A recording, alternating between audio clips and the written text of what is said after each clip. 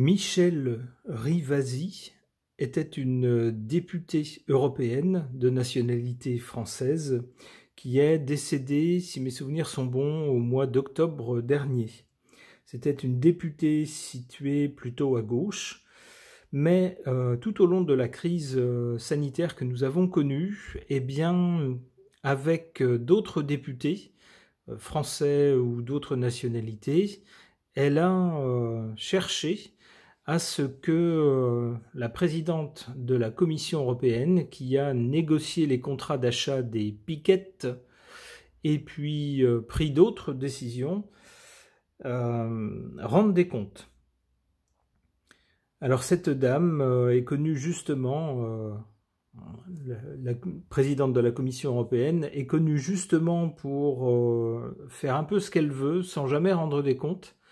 Et ça n'est pas du goût de certains députés, dont Madame Rivasi, donc, qui a fait équipe, entre autres, avec la française Virginie Joron, qui n'est pas du tout du même bord politique qu'elle, puisque située à l'extrême droite, on va dire.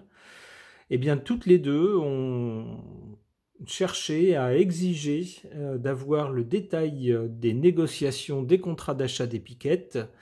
Comment est-ce que ça a été négocié, à quel prix, quels sont les volumes, quelles sont les conditions, les clauses du contrat d'achat.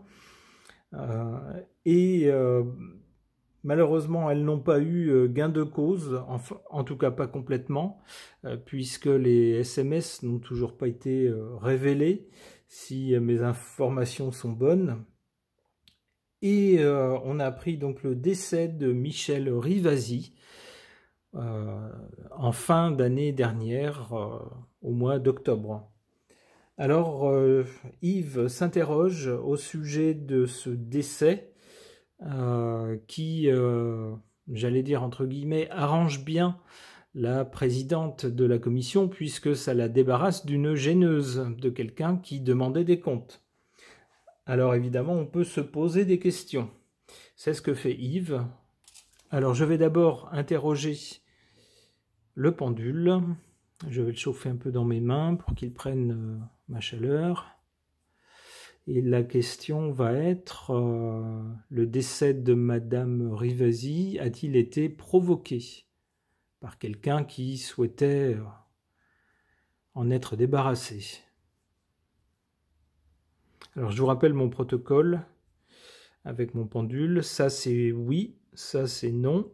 Si ça tourne, c'est que la question est mal posée, qu'il y a quelque chose à dire mais que c'est mal posé.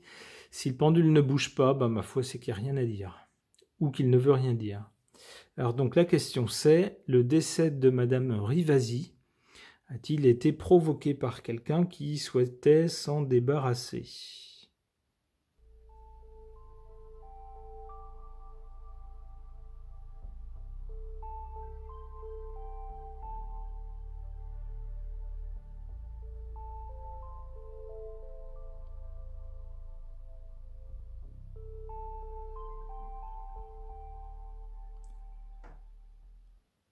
Eh bien, je ne me serais pas attendu à un oui, mais c'est un oui. Bon. Voilà bien embarrassé. Qu'est-ce que les cartes peuvent nous dire au sujet du décès de Madame Rivasi? J'interroge le tarot de Marseille.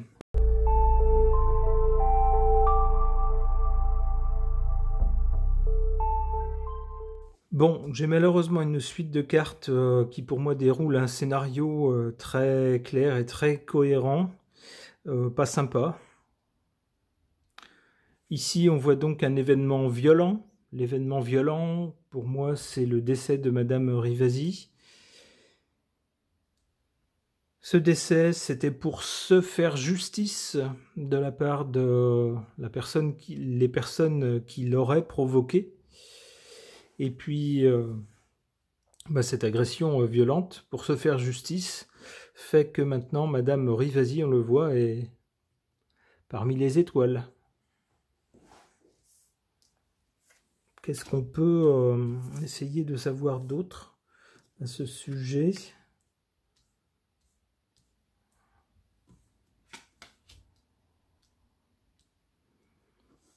C'est une question de puissance, de pouvoir, d'être le seul à avoir le pouvoir.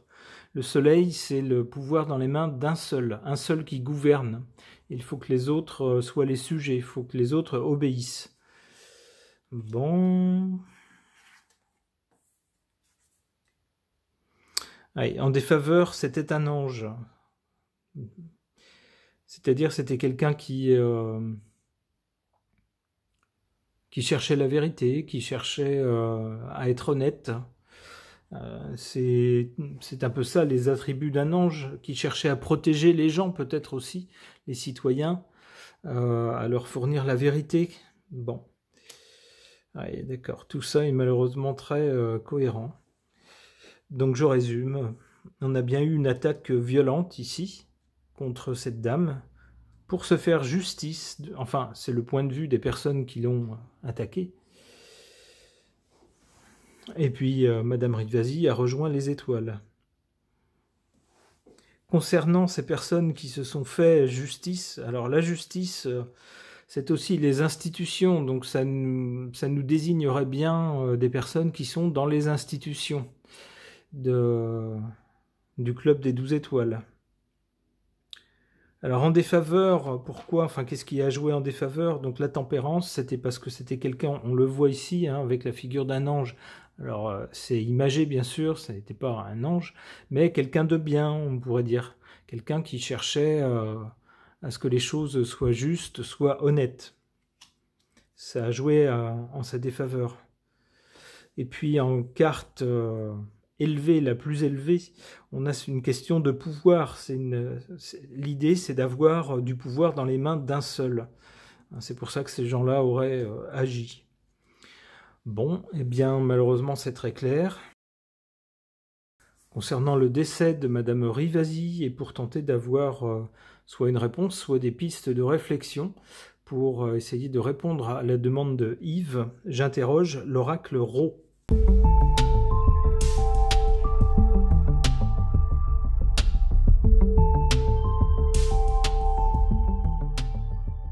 Au centre, on a cette carte de la femme, qui peut être soit Madame Rivasi elle-même. Alors ça me paraîtrait assez logique, puisque le tirage est au sujet de son décès. Ça pourrait être aussi la personne qui en est responsable.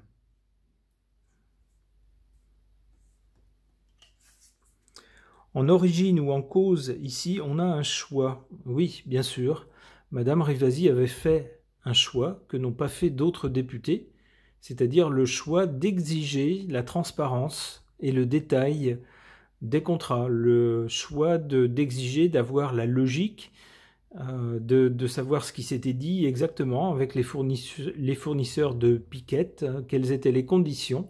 C'était un choix. Et c'était un choix aussi de ne pas lâcher le morceau et de chercher à mettre la présidente de la commission devant ses responsabilités, quitte à taper du poing sur la table, quitte à avoir recours à tout un tas de procédures désagréables, mais c'était donc un choix qu'elle et quelques autres collègues députés européens ont fait j'allais dire presque un peu mettre le couteau sous la gorge de Madame Pustula.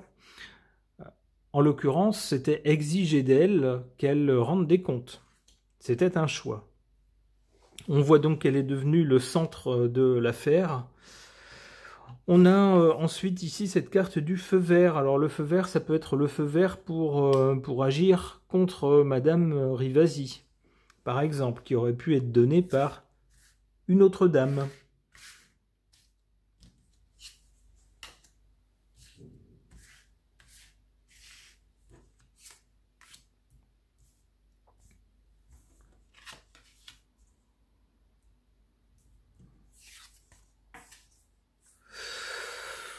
En défaveur de Madame Rivasi, les ciseaux qui coupent un fil.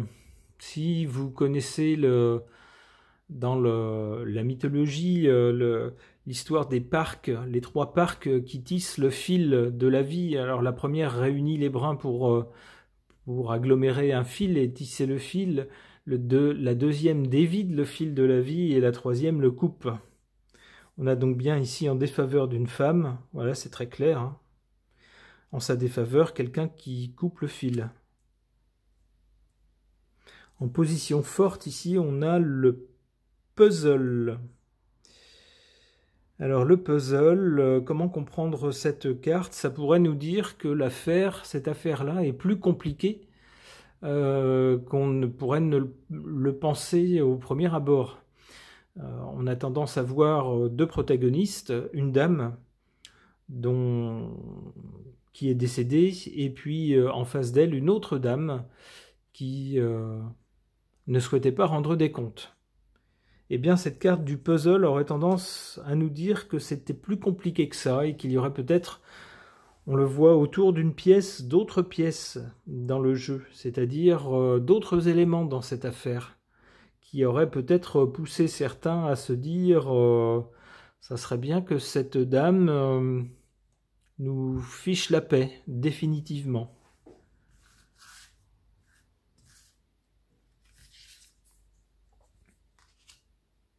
L'entrave. Oui, oui, d'accord. Le feu vert pour entraver quelqu'un. D'accord, ok. Et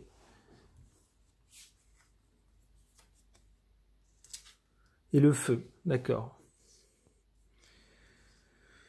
Le feu, ça aurait pu être une arme à feu, ça pourrait être quelque chose qui brûle, ça peut être toutes sortes de choses, mais le feu, c'est l'action. Et bon, c'est une action plutôt violente, encore une fois.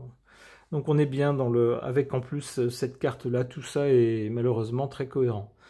Bon, eh bien, la réponse à la question de Yves, c'est pas la réponse à laquelle je m'attendais. Si on m'avait demandé mon avis, j'aurais dit, oh ben non, c'est certainement un décès naturel, il faut pas voir le mal partout. Eh bien, si je me fie aux cartes, non. Si je me fie aux cartes, ce serait plutôt provoqué. Ce tirage est maintenant terminé. Merci de l'avoir suivi.